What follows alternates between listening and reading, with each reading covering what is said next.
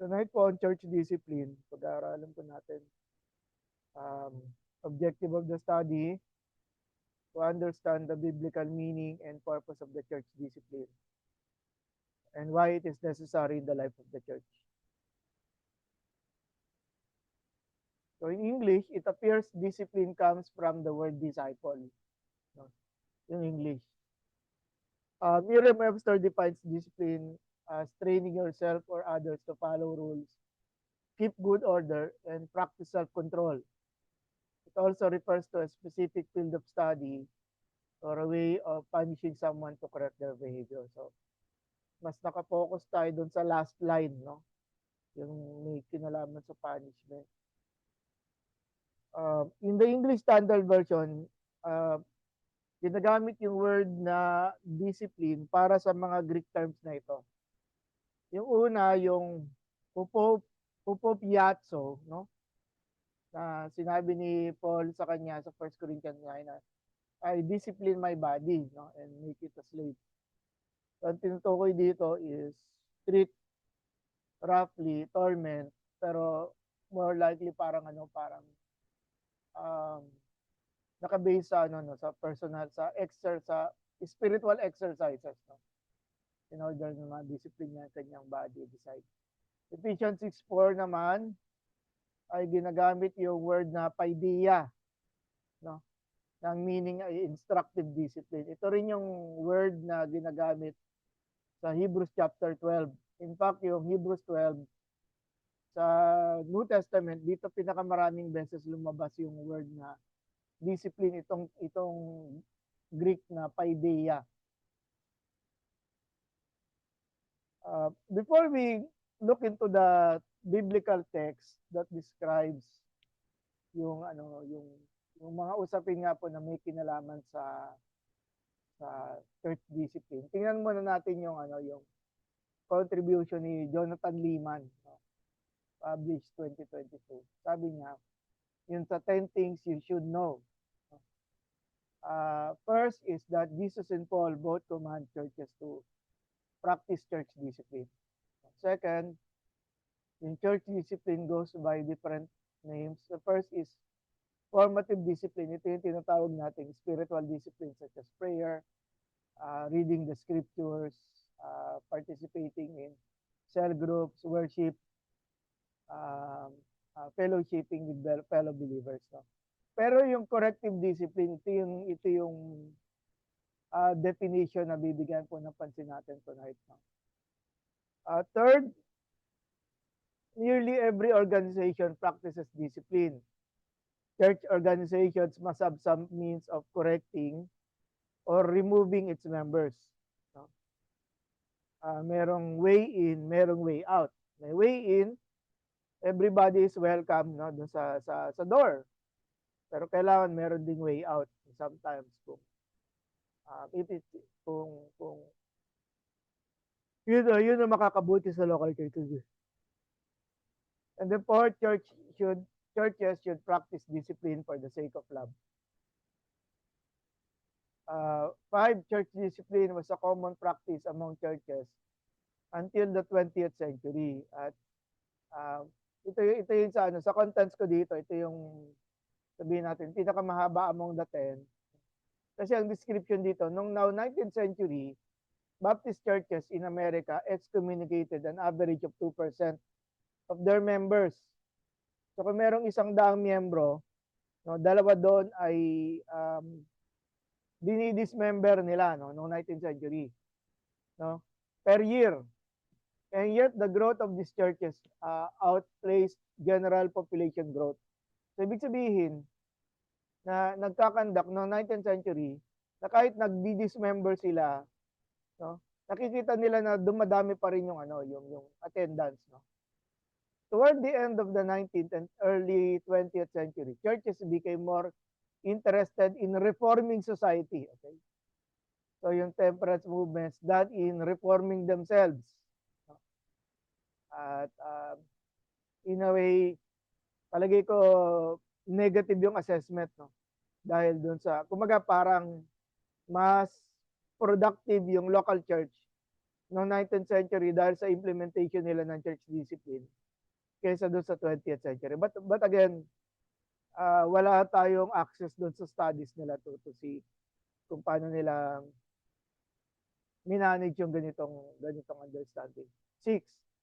A failure to practice church discipline undermines the preaching, discipling, and evangelism ministry of a church. So in other words, yun daw yung pag hindi nagkaroon ng church discipline, yun daw yung kabilang, yun ang tawag mo ron, yung detrimental siya sa sa mga ministries ng preaching, discipleship at saka evangelism.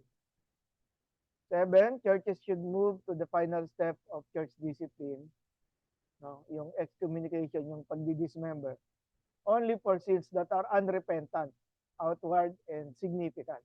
Okay? And then 8, the goal of discipline is always restoration.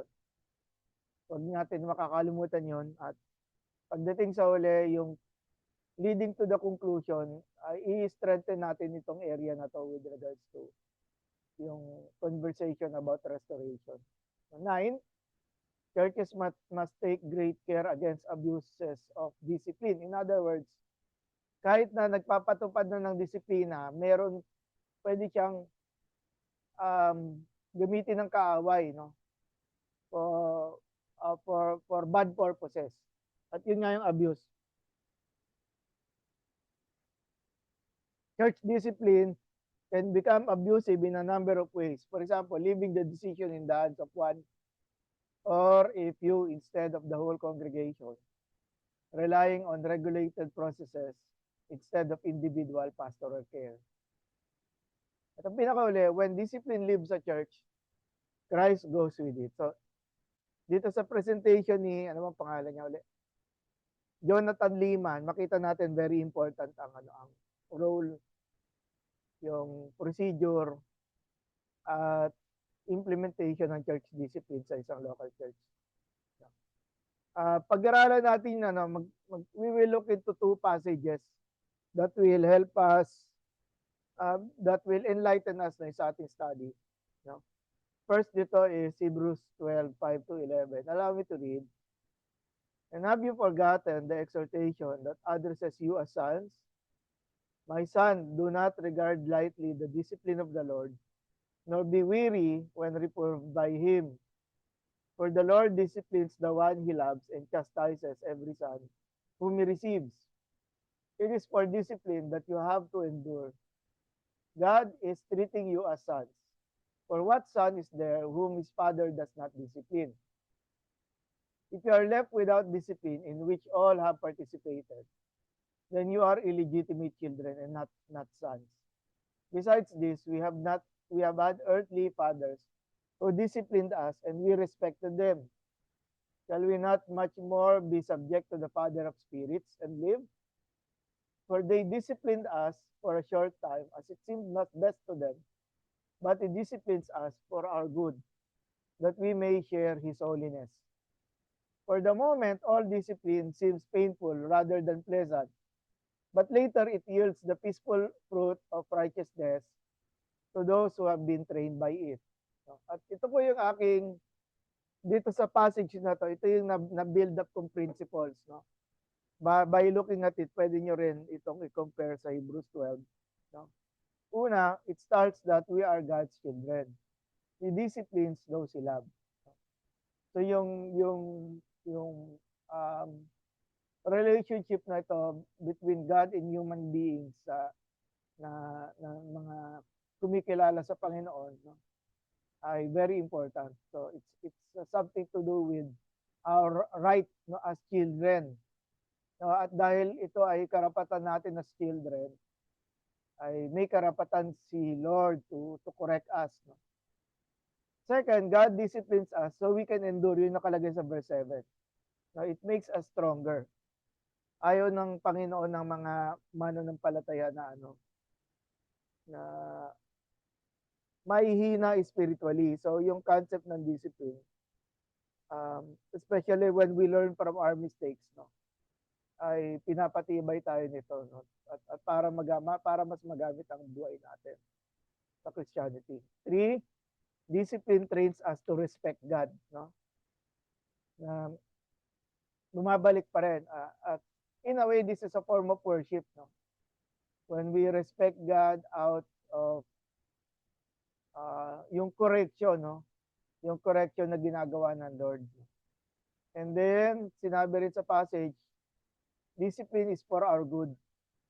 Kung hindi makakabuti ito, pabayaan na lang tayo ng Diyos, no? Gawin yung ating gusto. No?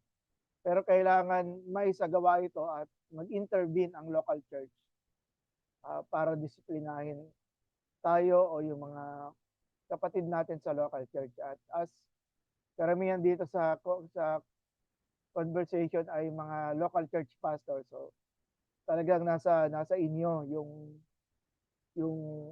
pangunguna no paano ito isasagawa. And then sabi nga do sa verse 11, discipline results in righteous living. So kung sa second point, it makes us stronger, no? Dito rin naman ay yung na-preserve nito lalo or na-stimulate yung pamumuhay in righteousness ng mga mananampalataya.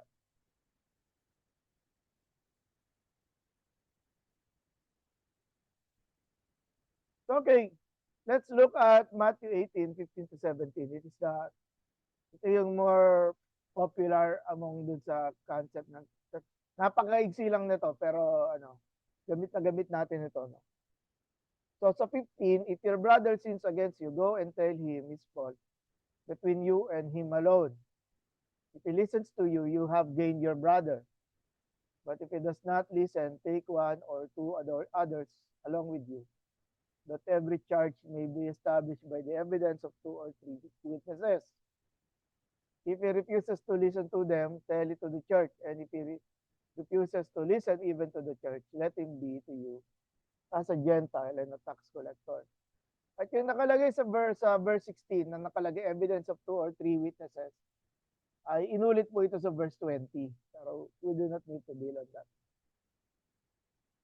So, establishing corrective discipline, ito yung practical theology nung makita natin dito sa Matthew 18. No? And so, una, nakita natin that nalaman natin yung yung pagkakasala ni kapatid. Teka lang. Allow me to correct my PowerPoint presentation.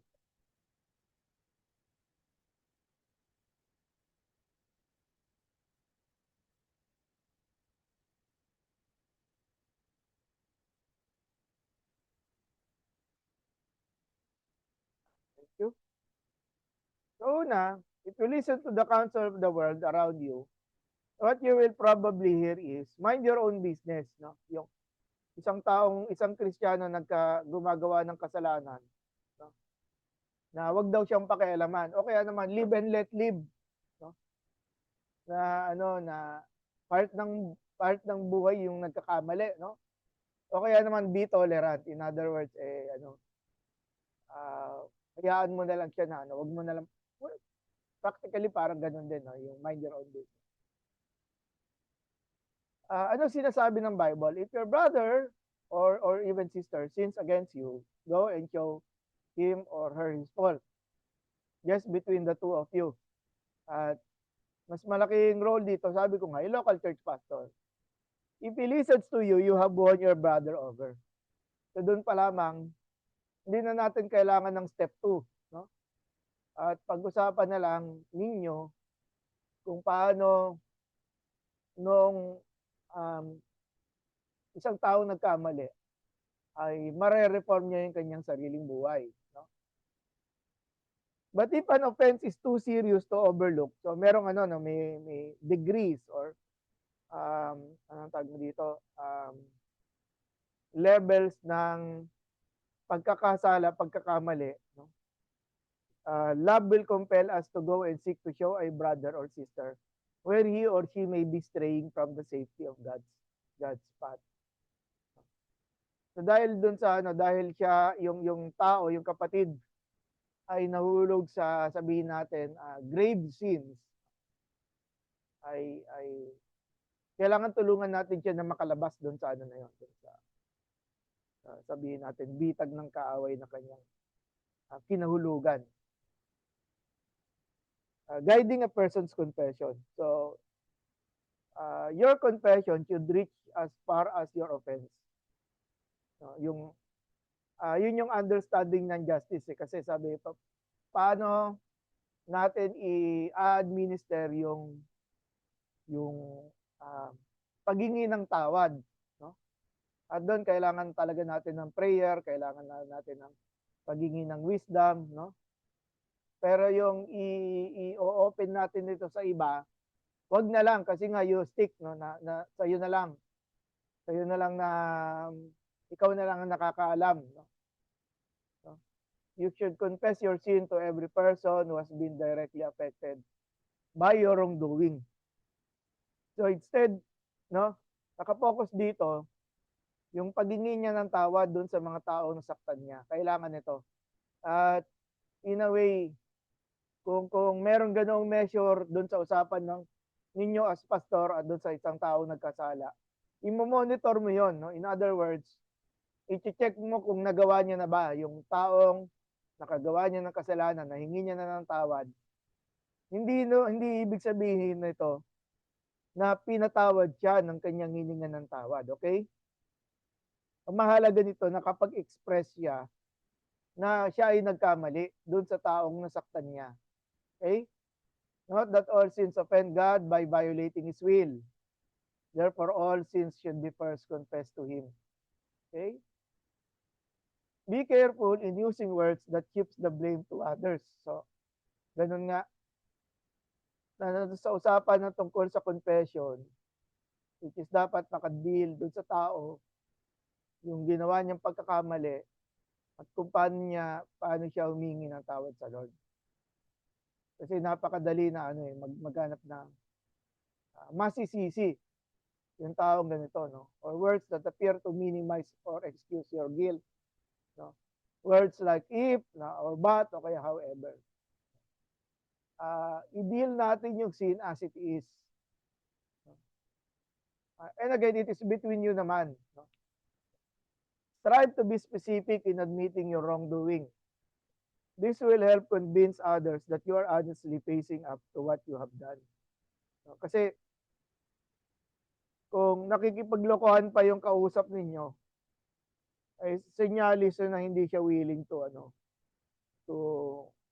hindi buo, no, hindi buo yung kanyang desire na itama yung kanyang pagkakamali. God forbid, no, nakikipaglokohan pa, no, yung isang taong nagsabi na repentant siya pero hindi naman talaga, no, God forbid. And then recognize that the other person was hurt by your conduct. Ayun siguro yung sabi ko ngayon kanina. Yung mga taong nasaktan ng tao, not necessarily siyempre ang forgiveness naman kasi is kusang loob yun ng taong nasaktan, ano. Pwede namang yun sa paghingi ng tawad, siyempre sinasabi mo na ikaw ay nagkakamali, kung ikaw ay patatawarin, di mas maganda, di ba? Pero may mga pagkakamali na na it will take time para dun sa tao na nasaktan, no? Bago siya mag-release ng forgiveness. Pero nagawa na natin yung first step, no? Napakahalaga ng paghingi ng tawad, no? Kaysa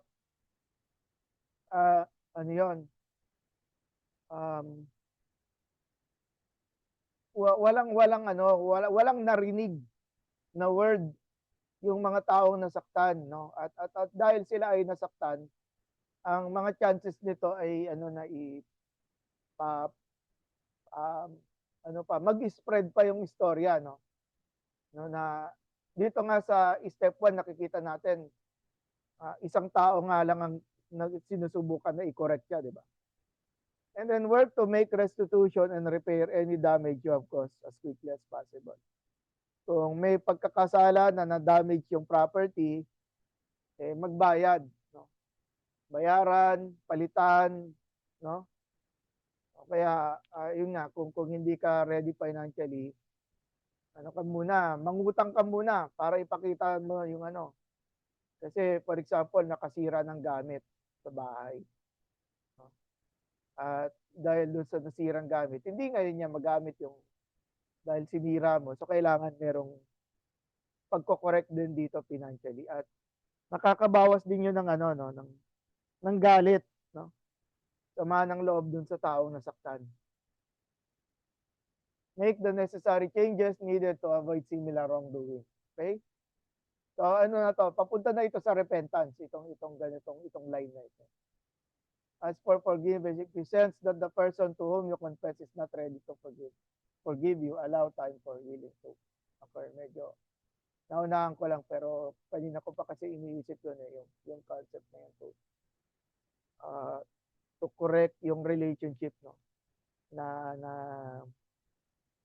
nasira ng ng pagkakasala. No? Before I go over dun sa second, dito kasi yung local church pastor at yung isang taong nagkasala dahil sa pag-uusap nila, no?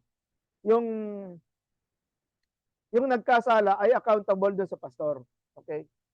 So pwede mangyari nito na nananalangin sila no regularly, meron time of prayer sila, tapos at the same time merong mentoring no, merong counseling na involved dito si pastor. At to the point na pag nakita niya na si kapatid, lalo na yung merong mga ministries na involved, no, ay pwede nang makabalik doon sa ministry na sabihin natin kung saan siya na disiplina. At siguro uh, medyo fast forward natin no. When it comes doon sa restoration, ang pwede nito si pastor ay kakausapin na lang yung ministry head at yung ilang mga key persons doon sa ministry, no? Na si Kuya, so gamitin natin yung example worship no, worship ministry. Na si Kuya si pastor na nagpapaliwanag no kasi ano yun eh, tinutulungan nga natin na na ma-restore yung tao. Lalo na kung nagpasakop naman si kapatid, di ba? Na yung correcting that person privately. So pinapaliwanag ni pastor si ganito ay nagkamali. Doon sa ano no, yung ministry na kung saan siya involved, no? At inuulit ko, hindi kailangan yung lahat ng nasa ministry ay nandoon, yung mga key persons lang. At si kapatid ay humingi ng tawad sa akin sa ganitong mga ilang buwan at kami ay ito yung aming mga ginawang hakbang, nananalangin kami regularly, tapos siya ay pinapayuhan ko na dahil sa pinagdaanan niya, ako naniniwala na siya ay siya ay ready na uli na mag-participate sa ministry. At dahil siya ay wini-welcome natin uli sa ministry na ito, tulungan natin si kapatid na mas maging matibay pa. So, maging proactive tayo dun sa pag-establish ng bridge. Kasi nga siya ay dun sa first step pa lamang, siya ay naging willing na. So bakit pa kailangan ng napakaraming taong ma-involve, di ba? At yung concept na yon ng pinapaliwanag ni pastor, yung pagkakamali ng kapatid, it also serves as a warning, no? Nasa local church na yon na kung saan siya ay ministry involved, hindi nyo tinotolerate yung ganong uri ng pagkakamali. No? It serves as a warning and at the same time, mas naiisip ng mga kapatid dahil sa kanyang nagawa ng pagkakamali within the ministry, kung paano siya lalong matutulungan. Okay? Second, but if the other person doesn't listen to you, what if he or she keeps on doing something you believe is wrong? Okay? So second step, huwag muna nating mamadaliin yung buong church, no? Second step, the world says, tell anyone and everyone about it. Tell your spouse, your friends, your hairdresser, and others in the church. Ibig sabihin, ay gamitin mo yung gossip, no? Ipakalat mo yung balita para ma-pressure siya, no? At siguro naman kaya siya nape-pressure, kasalanan niya rin naman 'yon, no? So meron pang blaming na involved, no? Pag sinasabi yung ito ang sinasabi ng mundo, may blaming pa na involved na. Buti nga sa kanya. But what does God say? No, if He will not listen to you, take one or two others along so that every matter may be established by the testimony of two or three witnesses. So, dalawa at tatlo na kayo. Again, hindi ito napakarami ha. Again, hindi ito buong konseho, no? As much as we can, no? Kino-contain natin yung yung problema, 'di ba? Yung experience natin sa COVID is naka-quarantine, no? Kina-quarantine natin yung issue. Okay?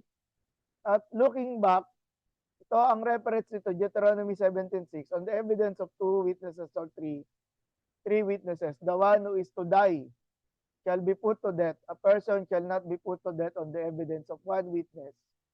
No? So medyo ito yung sabihin period of the law. Pero kung aaralin mo yung Deuteronomy within that context, no? At ang pinag-uusapan dito ay ang Israel na papasok sa promised land. Kung hindi during the time of the composition ay nakapasok na, no? No? So, ang purpose ng text na ito is to warn, no? Ang goal is to purge the evil from the community. Yung mas specific nun, purge the evil from among you, no? Within your midst, yung King James yata, ganun yata, within your midst, no? So, nakapasok ito dun sa holiness principle na ang local church ay isang banal na organization. The intended result of the command is fear of the Lord. Okay? So, yun yung yung kahit nung sa Old Testament pa lang, yung principle na to ay very important. Yung ma-instill yung takot sa Diyos ng isang taong nagkasala para hindi na siya magpatuloy doon. Okay? And then ito, step 2, is still galing ito dun sa church ministry handbook. It's not easy to go to someone who is caught in sin, even if you take others along. Nor will you always see immediate repentance. But if you are obedient, you are certainly more likely to see a brother or sister return to the Lord than if you do nothing or spread gossip about them. Isa pa pala, yung isasama mo, di ba ikaw yung local church pastor, yung isasama mo, kung kaya naman, ay isang fellow elder din or isang tao na nire-respeto ng taong nagkasala. Okay? Nire-respeto siya ng taong nagkasala kahit wala siyang leadership within the church. Pero likely meron namang ganoon. Para makakuha siya ng respeto. At sa kanyang tulong, no, inaabot niyo si kapatid na pagkatapos hindi na win ni pastor on the first step, dito sa second step ay sinusubukan pa rin, no, na lapitan si kapatid para baguhin niya yung kanyang yung maling ginagawa, no. Itigil niya yung maling ginagawa niya. No? At sabi nga dito, na nakakatulong ito na i-contain yung problem kaysa ma-spread. Kaysa yung na magpakalat ng chismis na wala naman talagang magandang naidudulot ang chismis, di ba? Third step, tell it to the church, okay? But what if one or two people get involved and the person still won't change his ways?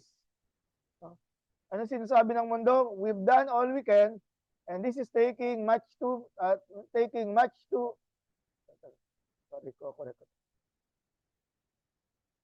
much time. So let's just drop it. Kumbaga, hindi nako-correct yung problem. Sabi sa mundo, tinry mo naman yung effort mo, pabayaan mo na siya dun sa kanyang gusto, no? So what happens when we simply give up on people who will not listen to us? They usually continue in their sin, which can only bring them further grief and misery. pinabayaan natin siya, pero totoo nun, we are not helping the person. Okay? We're not helping the person. Kasi, nakita niyo yung mga principles kanina, di ba? Na tayo ay anak ng Diyos, mahal tayo ng Diyos, yung hindi niya dinidisiplina, hindi niya tinuturing na anak, di ba? So, we cannot be the judge of that, no? Hanggat hindi natin nasusubukan itong step 3.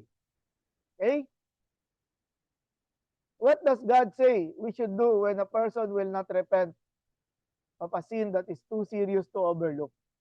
If he refuses to listen to them, tell it to the church. Okay? Hindi po ito public confession. Okay? Pero pwede rin siguro if that person decides. However, sabi ko nga, kung doon sa step 1 at saka sa step 2 ay willing na siya magbago, ako medyo hindi kasi ako fan ng ng public confession eh. Hindi ako fan nito. Kung hindi mo naman nagawa yung step 1 at saka step 2, 'di ba? Bakit pupunta ng ganoon? What does God say, no? If in most situations the matter should first be brought only to the church leaders ito. So, kung nandito pa rin yung concept ng i-contain, no? Una, step 1, si pastor lang. Step 2, may kasama kang 2 o 3.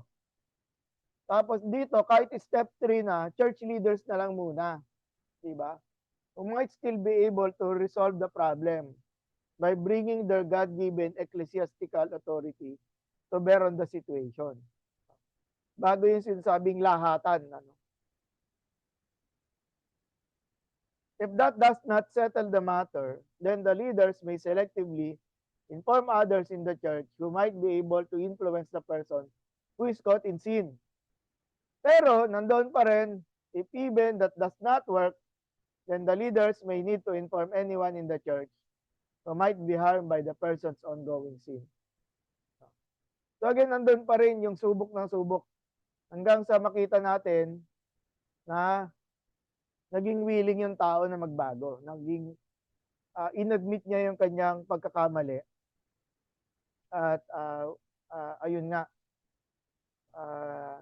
binubuks niya yung sarili niya para siya ay tulungan sa pamamagitan ng church discipline. Fourth, no? But what if the person still won't repent even after others in the church do all they can? No? The word says, judge not lest you be judged. In other words, parang bang, huwag nyo na lang husgahan, di ba? O kaya naman, dahil linusgahan nyo yung tao, no? Ang magiging question natin, sino ba ang walang kasalanan? Di ba? Pero dito, hindi naman issue yung sino yung walang kasalanan eh. Ang issue dito, yung tao, sinubukan na siya ng ilang beses abutin, ayaw niyang magpatuwid. So, when we do that as a church, we send a message to the rest of the congregation that sin is not a serious matter. Kung kung hindi natin pa-practice, hindi tayo aabot dito sa step 4. No?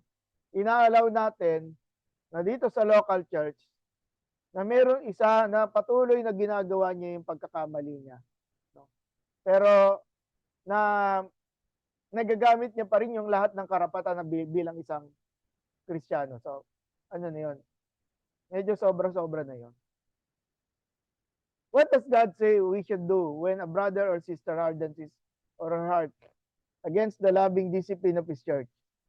If he refuses to listen even to the church, treat him as you would a pagan or a tax collector. So, this does not mean that we can declare that certain people are unsaved and condemned to hell. Hindi natin trabaho yon, mga kapatid. No? Siya ay nire-release na natin sa fellowship. Pero hindi ibig sabihin nun, sa impyerno siya pupunta dahil sa kanyang katigasan ng ulo, sa kanyang unwillingness na makinig doon sa mga hakbang na ginawa ng pastor, ng yung kasama ng pastor at ng leaders ng church. Okay? Remember the parallel passage in Deuteronomy, yung nabasa natin kanina, which aims to purge the evil from their midst. At itong step 4 na ito, yung pagre-release ng isang miyembro sa fellowship ay para protektahan yung local church. Okay? Hindi willing yung tao, wala na sa jurisdiction ni pastor, protektahan siya. No? Protektahan na lang siya ng Diyos, di ba? Ang kailangan ay bantayan yung local church. At magkaroon ito ng warning nga doon sa mga kapatiran na makiging katulad din tayo ni kapatid, no? Kung tayo ay kung babaliwalaan natin ang kasalanan ng disiplina, di ba? Yan. It serves as a serious warning to others who may be setting out on similar paths. It sends a message to the world that we take God seriously and we are unwilling to demean His holiness. The keyword, holiness. Okay? For example, if we do nothing when a person in our church walks out on a marriage without biblical grounds, we send the message that marriage vows mean nothing and that people are free to leave their families or commit adultery. So, kaya kung ako tatanungin, kailangan ba umabot sa excommunication? Ako, yes.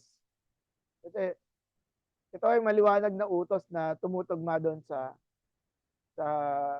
pag-re-remove ng member. This disciplinary step is designed to be a last final spiritual wake-up call to a brother or sister who is about to plunge ahead with sinful choices that could permanently scar them and those they love. At in a way, yun yung sinasabing makapag-isip-isip, no?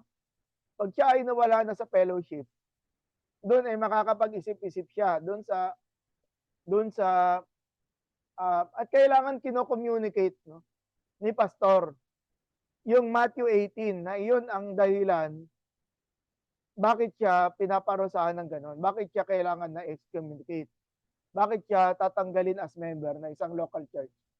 So ang kasalanan niya ay hindi sa pastor, hindi sa local church, kung hindi sa Diyos na ayaw niyang pakinggan, di ba? Ayaw niyang pakinggan. And then 5, forgive as God has forgiven you. What should we do if a person eventually repents of his sin? Ayun. Pag na-dismember na siya, at doon pa lamang yung matagal na nating sinasabi, baguhin mo yung kapatid yung pamumuhay mo. At doon, kung kailan siya na-dismember, saka siya humingi ng tawad. Diba? When he repents of his sin, tapos he wants to be reconciled to the church. No? The word says, forgive you. Never. Not after all you've done. So ano yun, medyo emotional itong pagka-describe dito, no?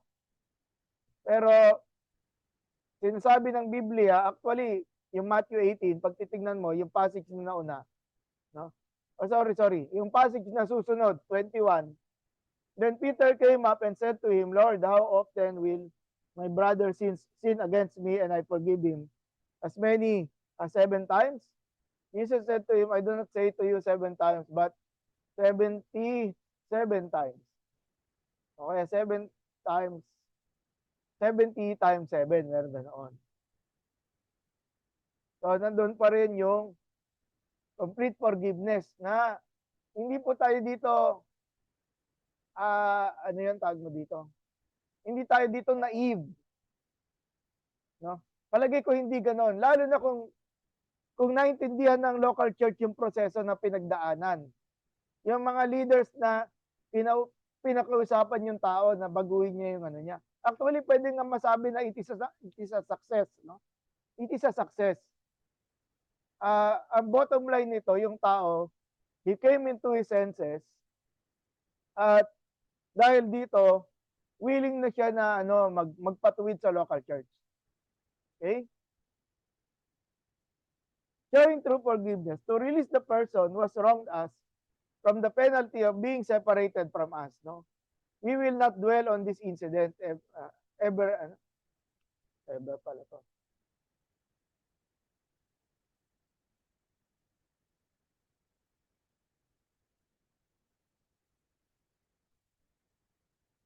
Yan. Ano na natin, hindi na natin pag-uusapan kasi hindi na healthy pag-uusapan pa. Ang healthy dito, yung tao na restore siya. Never to bring up the incident and use it against the offender. At dahil pinatawad mo na siya at yung church ay pinatawad siya, minsan ganun pag nagkakaroon ng tension, ayan na naman, ibabalik na naman, no? Ibabalik na naman yung mga nagawa in the past. No? Kahit itong taong ito ay repentant na siya dun sa kanyang ginawa na to. And then not to hold the incident of wrongdoing of the person against other people.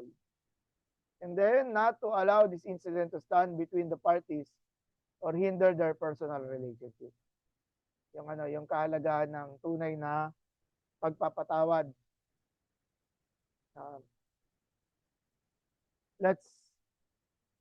Kung nakita natin, naintindihan na natin yung procedure kung paano isinasagawa ang pagdidisiplina. Tingnan na natin yung restoration. At ang goal, restoration is the goal in the process, no?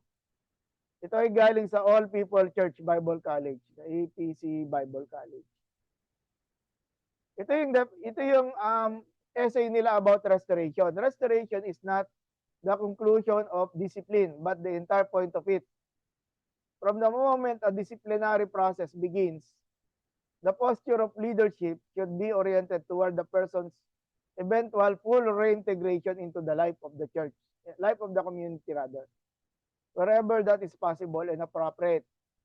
2 Corinthians 2:6-8 speaks directly to this, urging the community to forgive and comfort the repentant person so that he will not be overwhelmed with excessive sorrow and to reaffirm your love for him. Sabi ni Reverend Bucky Kennedy, may YouTube ito about restoration. Sabi niya, the picture is carefully aligning what was previously dislocated. Yun yung kasalanan. Na yung tao nung una, aligned naman, pero dahil sa the goal is healing, not punishment. A broken person doesn't need a lecture. He needs to be brought back in fellowship with God. Okay? So yun yung concept ng restoration. At tingnan natin yung key steps for restoration.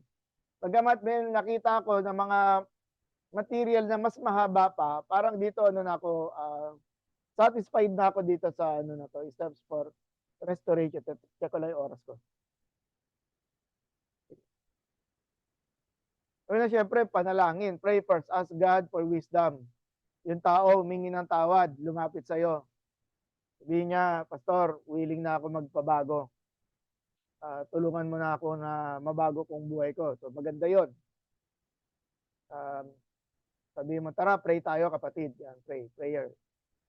And then check your motive in doing so. Ensure your heart is free from pride, anger, or a desire to judge, remembering that you too could stumble. Yung reality na sa kanya nangyari, pero yung ginawa niyang pagkakasala, pwede rin mangyari sa'yo. Diba? And then go privately. Yung nakita natin kanina, yung i-strengthen natin. Ito mga kapatid, restoration na to ha. Restoration na to. So yung restoration, private pa rin. At pwede mong sabihin yung taong nagkasala na wag mo muna siya magkwento sa iba. No?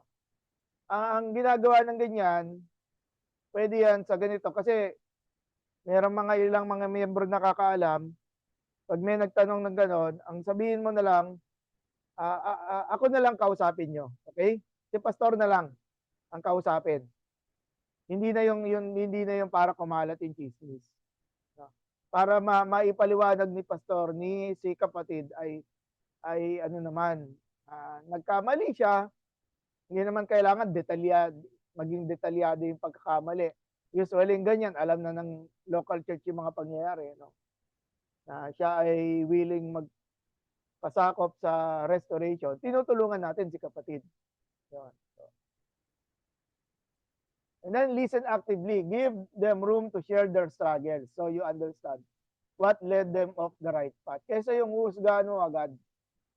Meron kasing, di ba, bago mahulog sa pagkakasala, may mga nangyari muna in the past na nag-lead sa kanya. So pakinggan natin at lahat ng tao ay gustong pinapakinggan sila, no? At sila ay nagsasalita. At lalo na kung yung si pastor naman ay gumawa ng effort para mag-reach out, magbago si kapatid. Ako naniniwala, lalong gagalangin nung nagkasala si pastor. Dahil nga ginagawa ni pastor yung tungkulin na pinagagawa ng Diyos kay pastor, di ba? Is to restore that person. And then yung share grace and truth. So maging positive tayo lagi when we converse doon sa mga tao na na nahulog sa pagkakasala. Offer gentle correction using scripture, emphasizing God's forgiveness and mercy rather than heaping on guilt. Yung sinabi ko kanina na ika-counsel mo siya, meron kayong once a week na meeting, di ba? Once a week. Oh. At dahil tinutulungan natin si kapatid, maglabas na tayo, no? Sa ating sariling bulsa, i-treat natin magkape, di ba? Tara, kape tayo. That's emphasizing God's forgiveness. Sa pag-uusapan niyo yun, meron kang dalang pwede naman kahit wala, yung Bible, kasi minsan, napakalaki ng Bible. Pero basta yung mga principles na galing din sa salita ng Diyos, yun yung ating sinishare. Again, ang tinuturuan, ang picture nito ng isang mananampalataya ay nandun siya sa dumaan siya sa operation, okay? Dumaan siya sa operation. So yung pag-treat natin sa kanya, very gentle hanggang sa tuluyan na siyang gumaling. And then encourage the community.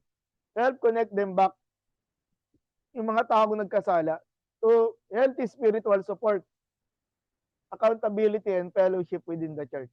Okay? So nandun pa rin, na-warn yung sabi ko nga, kung na-win mo si kapatid na siya ay magsisi at matuwid ang kanyang buhay, di ba? Pwede naman yun kahit na lang sa leaders sa leaders.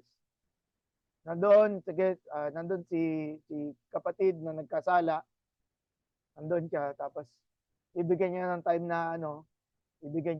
na magsalita sa mga leaders na lamang, lalo na kung na-restore na, di ba? At bibigyan ng responsibility yung leaders, no? At ang responsibility na tutulungan siya i-contain yung pag-spread ng gossip at ipadama sa kanya na minamahal natin siya. Napaka-importante, no? Last slide, ano yung responsibility natin pagkatapos natin mapag-usapan ang church discipline, ang restoration? Una, practice discipline with love. Kanina pa natin yan, actually yun yung nag-hold sa lahat, no? Yung pag-ibig ng Diyos. Dinidisiplina, sabi kanina, no? Dinidisiplina niya ang kanyang mga anak dahil mahal tayo. At ganoon din, mahal din natin yung isang tao na nagkasala, no? Ayaw natin na mapasama siya. Pangalawa, correct privately. Okay? Yung sinasabi ko kanina, step 1, pag na-correct sa inyong dalawa lang.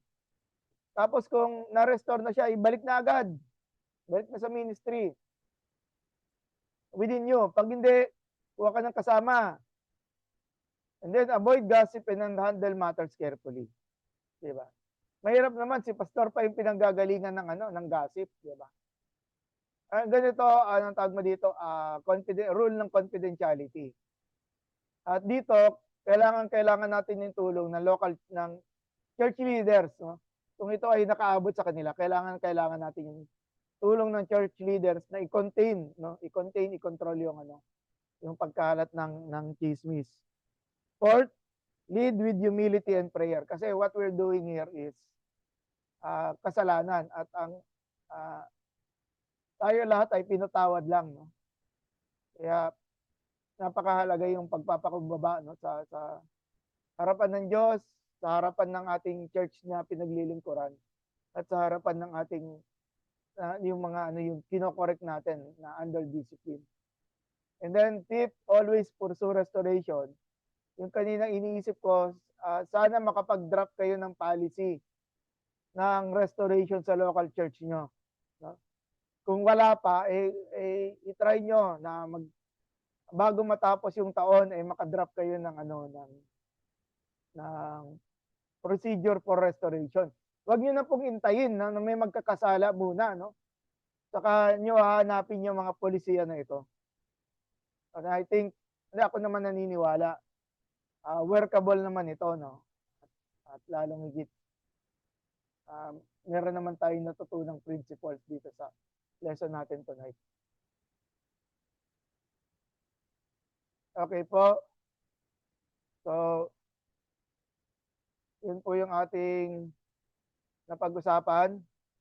Tungkol po sa church discipline. Naalala ko there was one time na may nag-raise ng question about church discipline. Pinospone ko muna yung sagot, di ba? So ano po ba yung mga masasabi ninyo, tanong, kwento, kung meron kayong comment, baka nakukulangan kayo doon sa lecture, this is the time po para mapag-usapan po natin. Sige, Brother Johnny Del, sige po. Hello po, magandang gabi po sa lahat. Pas, tanong ko lang po, kasi yun nga yung goal nung discipline natin or ang gusto natin mangyari, hanggat maaari, ma-deal natin yung sin niya. No? So parang hinihintay natin siyang mag-repent talaga.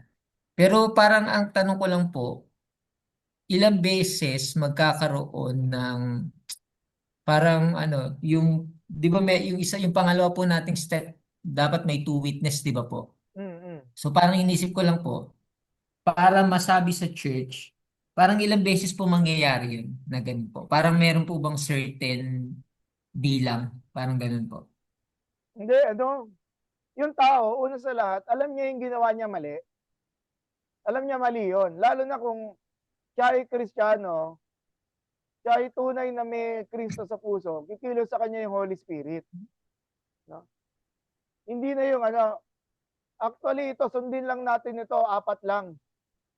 Isa, may kasama, tapos ipasok mo na yung church leaders na lang, no? Kung gusto niyo pa i-push further yung buong church membership ay lalapit sa kanya para kasi sayang din yung effort natin eh, di ba?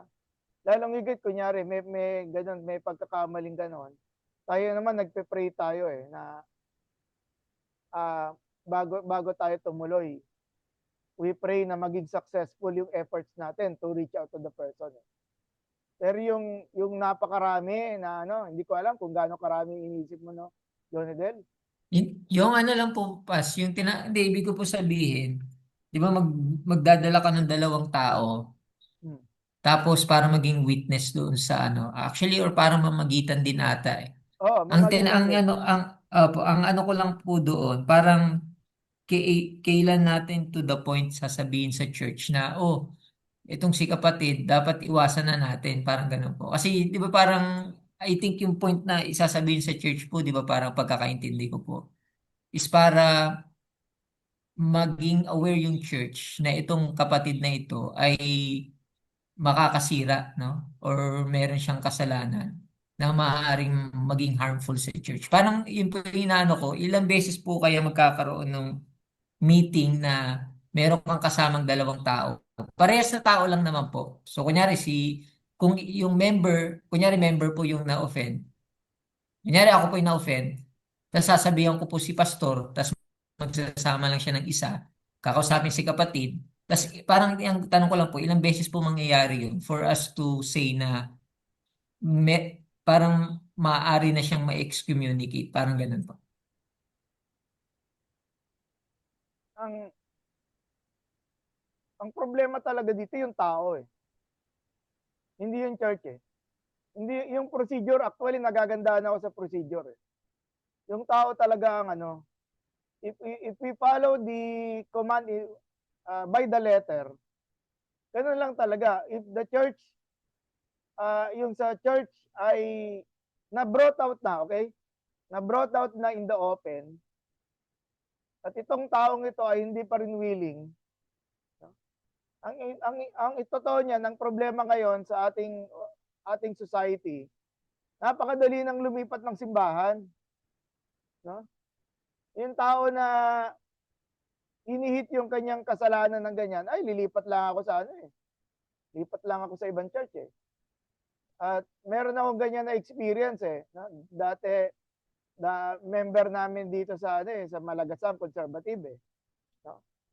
Tapos one time, dumalaw ako sa COG Dasma kasi nandun si Mami, nandun si Ate nung ano. E nakita ko doon, no? Nakita ko yung taga Imus nandoon. Tapos may kasama yung kasama niya. At nalaman ko, nagli-live-in. Yan.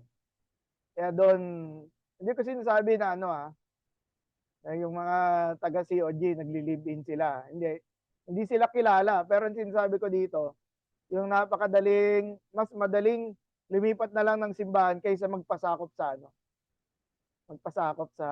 sa disiplina ng local church. Hindi na kailangan ng napakarami, Brother Jonadel. Pag yung second approach na meron kang kasama o kaya tatlo kayo, pag hindi nag-work yon, diretso mo na doon sa third step. Yung fourth step naman kasi doon pa lang doon pa lamang i-dismember eh. At naniniwala ko para mangyari yon, may proseso pa na mangyayari yon between the pastor at saka yung leaders. Eh dahil tayo congregational, so kung ano yung napagpasyahan ng leaders, yun yung bababa sa sa congregation. Nasagot ko ba yung question mo? Nasagot ko ba? Opo, opo, opo.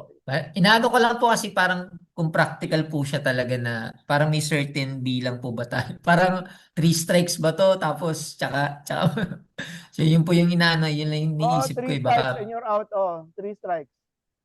Yun, parang yun po eh. magandang metaphor yung ginamit mo dun sa.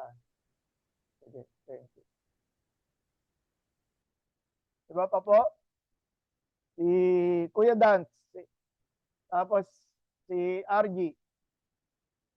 Ayan, good evening po. Oh, Habang ako evening. po ay namamalansya. Ano ka lang po, yung kay Kuya Johnny Del kanina. So parang mas feeling ko yung parang yung concern na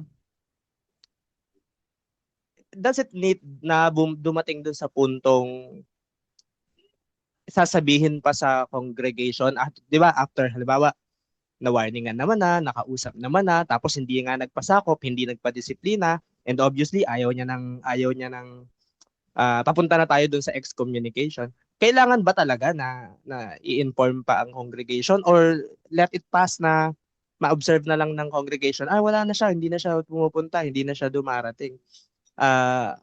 Which is which pass? Sige. Kailangan bang i-inform ang congregation na parang ganun, may gana tayo, yung si member na ganito ay wala na talaga, hindi na talaga siya nagpasakop, parang ganun pass. Yeah. Ang sagot ko dyan, ang kahalagahan ng third step na, di ba, yung isasama yung congregation, is pinapakita natin as tayo yung pastor na sinusunod natin yung Bible. So we are communicating, no? Yung pag kaysa yung bigla na lang nawala tapos nanahimik. Nasaan si ganito? 'Di ba? Sasabihin, anong tawag mo dito? Dinismember na namin siya kasi ayaw niya sumunod. Eh pag hindi natin in-involve yung local church noon, baka magkaroon sila ng negatibong perception sa pastor at saka sa leadership. Bakit hindi namin alam ito? Kaya nga, sabi ko sa iyo, it is communicating to something. At ito naman, we are communicating something with a basis, which is Matthew 18. Na dito, pinapaliwanag natin si pastor, siyempre, yung naman, ang pastor lagi ang nagpapaliwanag, no? Pastor, sinubukan ko siyang kausapin, hindi. And then later on, si chairman, sinama ko, kinausap namin siya, hindi pa rin nag-workout. no? Kaya kayo ay ini-involve na namin. So kailangan mayroong proper communication dito. Balikan nyo muna yung text, Matthew 18, pag-aralan. So nagawa na po yung first at saka second. Kailangan po namin ang inyong or sabihin natin, inyong awareness. Ang goal po natin dito, tulungan natin si kapatid. Kung mamimit nyo siya, no? At magkakaroon ng time frame. Hindi po pwedeng isang taon. No? Pag ganito, na isang buwan, at isang buwan na yun, nananalangin yung buong church, walang nangyari, si kapatid, wala siyang pinapakitang desire para magbago. Pag-uusapan muna again ng leaders yan kasi kailangan every time na ini-involve natin yung congregation, kailangan malinis. Parang ginagawa mo, teacher, planchado. Dapat planchado yung ginagawa. No? At pag nangyari yon, sasabihin si pastor, kausap yung leaders, sasabihin ng leaders, sige, i-approve namin ito, involved na yung church, kakausapin yung tao, yung nagkasala, kapatid, alam mo yung aming intention, pero hindi mo, it appears, mas gusto mo yung ginagawa mo, nire-release ka na namin. No? Hindi ka makikiusap sa kanya na pwede ba i-release ka namin? Hindi. Yung authority mo as pastor para ipatupad, 'di ba? Executive para ipatupad yung sinasabi ng Bible sa case niya, Sige. Pastor RG, sige. Pas. Question lang, Pas. Paano pas naman yung situation na halimbawa yung kapatid ko ay lumapit na ng diretsa sa pastor para sabihin yung kasalanan, pagsisihan ito at nag-aasa pastor na samahan siya sa journey ng kanyang restoration. Pero ayaw niya nang ipasabi pa sa leader ng church. Ang tanong Pas doon, ano yung dapat gawin ng pastor doon sa request ng member na wag na lang sabihin sa church, sa leaders, yun. Pero inalaw niya naman na samahan siya ng pastor na doon sa restoration process na yan. Yeah, sinabi doon sa text pag doon pa lamang sa unang level pa lang ay inamin na ni kapatid yung kasalanan niya. Tapos sinasabi na wag niya nang ipapaalam. Actually, yun nga ang dapat gawin ni pastor.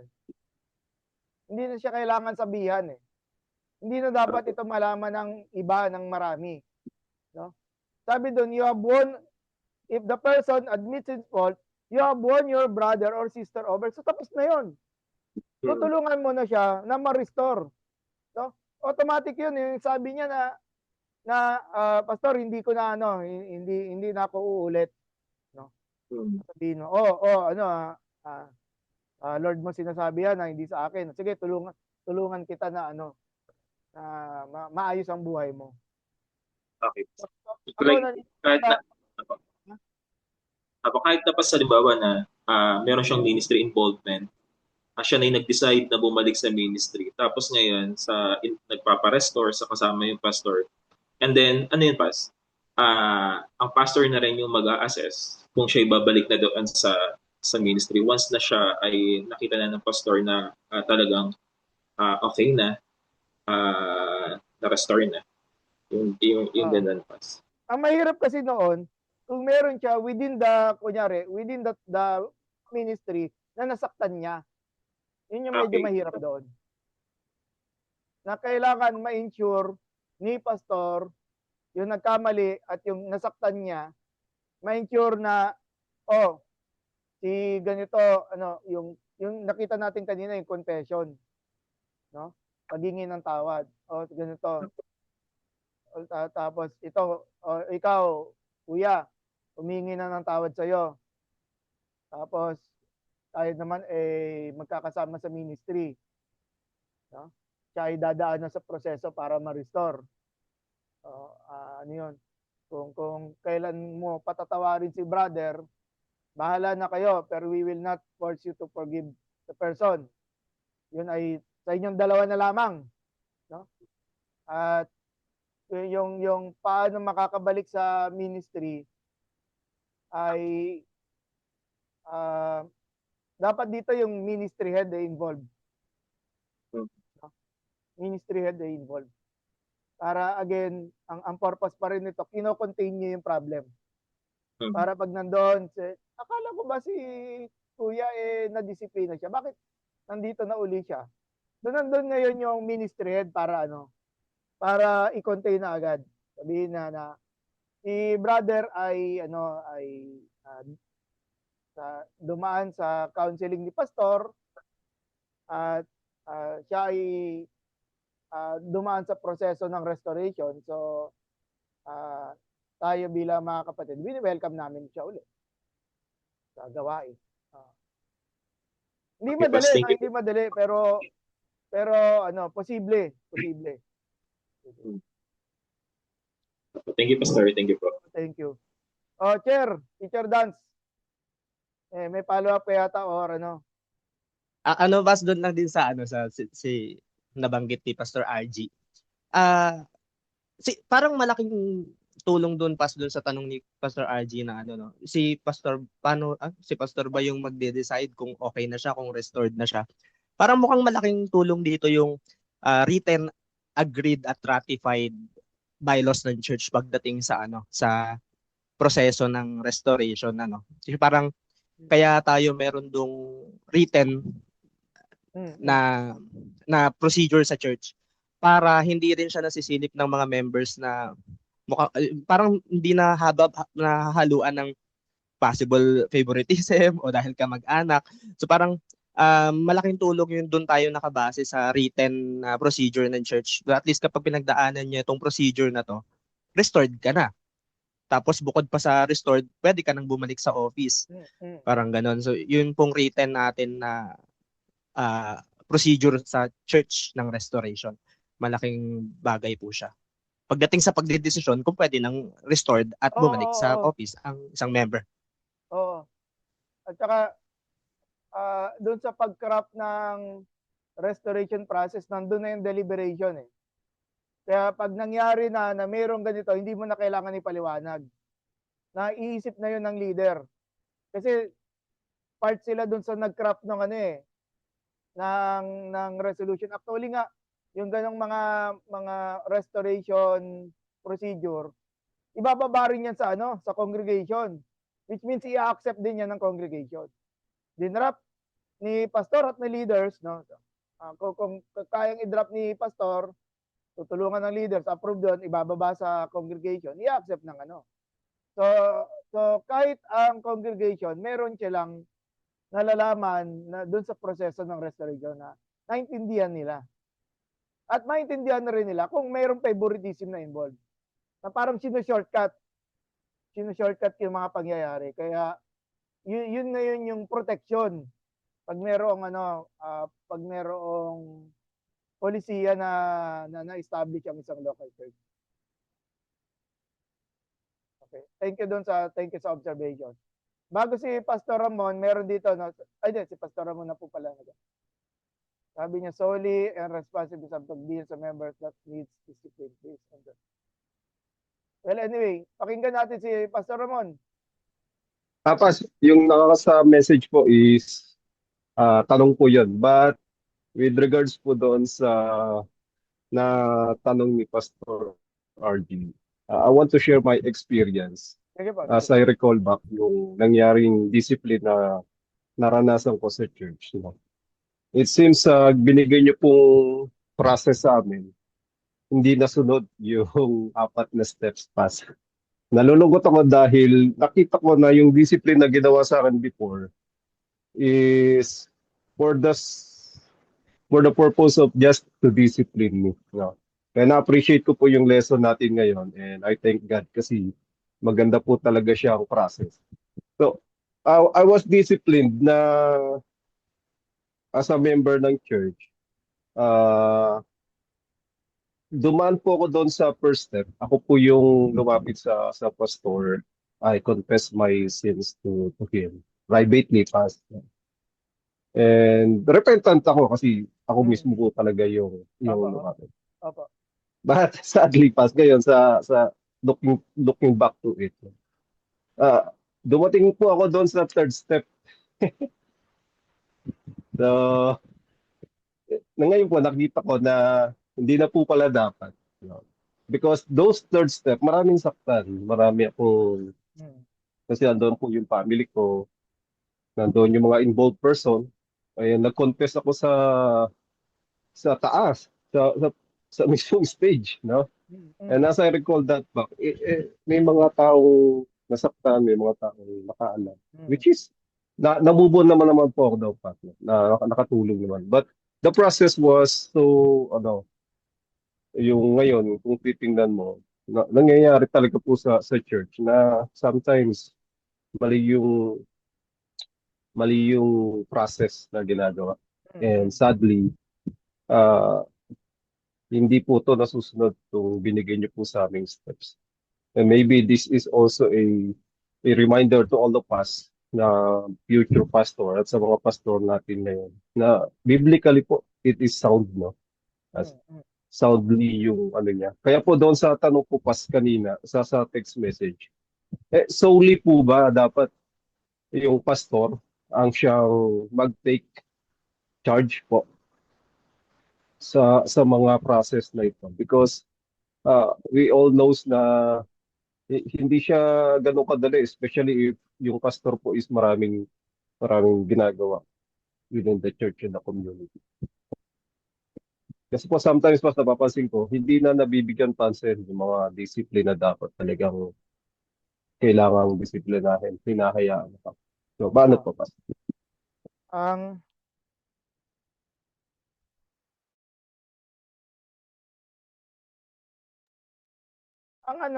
ang dahilan nga, actually, yung sinabi mo, I agree with you, hindi nasusunod itong procedure na ito. Ito ang pinag-uusapan natin ngayon. Hindi ito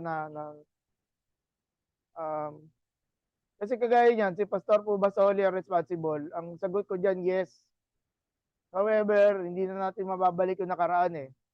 Baka yung pastor na nilapitan mo noong time na yon, yun lang yung alam niya na gagawin, no? Pagkatapos noon, diretso na sa public confession. Um, sa akin, yun nga, damaging, no? Nung nabubuhay si Pastor Ronel, nung nabubuhay siya, merong case no na dinisiplina sa church na siya lang ang nakakaalam. Okay? Siya lang nakakaalam. Tapos na-restore si kapatid, pero alam alam din naman namin, pero yung dahilan, hindi ko alam. Basta na lang na-restore siya. Dahil nga ang sinundan itong prinsipyo na to, na doon pa lang sa first step, willing na yung tao magpabago. Bakit pa pupunta sa second at saka sa third, no? At tama po kayo, siya, malulungkot pa ho talaga yung community kung pupunta sa ganoon. Whereas kung sa step 1 pa lang na-contain na yung problem between tatlo yun eh. Yung taong nagkasala, si pastor at ang Diyos, 'di ba? Okay na yun eh. Solve na yung problem eh. At nandoon na lang yung regular check-up ni pastor, kunyari Pero alam na naman ni pastor yun eh. Sabi ko nga hindi kailangan mag-lecturean siya. Kaya yun po yung sagot ko dun sa concern ni Pastor Raman. Sige, Julie.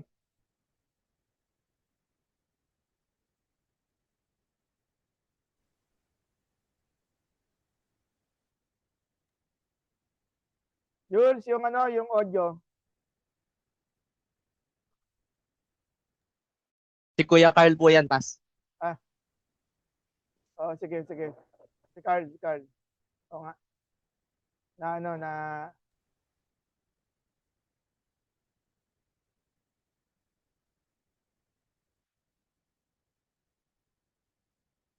ayun, sige, Carl. Yung audio na lang, yung audio.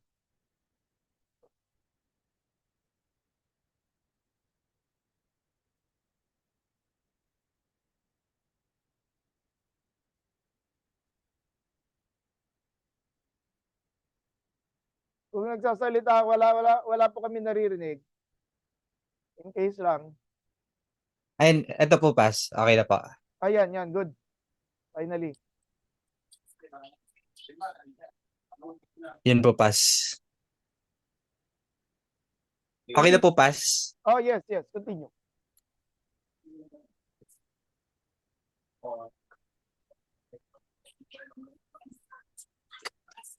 Okay na po yung audio ko. Yes, yes. Yun po. Ay, yung isa pong natutunan ko sa sa counseling, bago ko pa po mapakinggan yung turo niyo sa ni Pastor Dan, yung nakita ko po sa local church. Yun pong mga, halimbawa, may mga naglilingkod, tapos meron silang mga pinagdaanan. Tapos yung tanong po na ni Kuya Mon, kung hindi po yung pastor yung mag-handle, sino po? Ano po, nakita ko rin na pwede po siyang ibilin doon sa kumbaga i-equip yung mga tulad po yung pastor's wife, yun po, katuwang doon sa pagre-restore, pagbabae yun nire-restore. Tapos yung isa po na parang pinaka impactful na nakita ko, paano napa-step down yung isang kapatiran na naglilingkod na meron siyang bisyo, na yung bisyo hindi lang hindi lang po parang kumbaga personal, nakikita ng pamilya, kundi pati nung nasa labas. Nakita ko po kung paano yung tao ay kumbaga na-rebuke with love na bumaba, pero alam po natin na hindi talaga siya kumbaga totally na nasaktan, nagtampo, parang ganoon. Siguro may resentment, pero yung talagang tumalikod sa iglesia hindi po nangyari. Yun yung parang babaunin ko. Syempre, bata pa naman po ako sa paglilingkod. Nakita ko po na paano na handle ni Pastor Reg yun nga po, isang leader na may bisyo, ganyan. Hindi nasaktan yung tao. Tapos yung, I agree po dun sa sinasabi nga ni Kuya Mon, yung tatayo po dun sa harapan, yun pong halimbawa na magpa-public confession, ganyan. Kumbaga, talagang hindi po siya kumbaga hindi po advisable kung yung kasalanan naman ay parang hindi scandalous sa publiko. May mga kasalanan talaga na talagang dapat po titindig, yung talagang nalaman po ng lahat, tapos dumaan na po sa sangkatutak na proseso, yun po. Pero yung mga kumbaga parang privately dealt, dapat po talaga yun, dadaan muna sa pastor, tapos dun sa witnesses, yun po. Ang nakakatuwa po kasi dito, ano, hindi na po natin kailangan maranasan yung mga bagay na yun sa isang iglesia. Kumbaga kami, ano po, ako natututo dun sa mga narinig kong kwento dun sa iba, na ay ganun po pala yung dinanas ng ibang tao, na po yun, parang kumbaga natuto po ako doon sa mga dinanas po ng iba. Yun po. Sige, sige. Salamat dun sa sa na-share na insight na yan ni Brother Carl, no? Sa SKMT sa sa Tagaytay. Saka kay Pastor Reg, kaklase ko yun, kaibigan ko yun. Meron pa ba?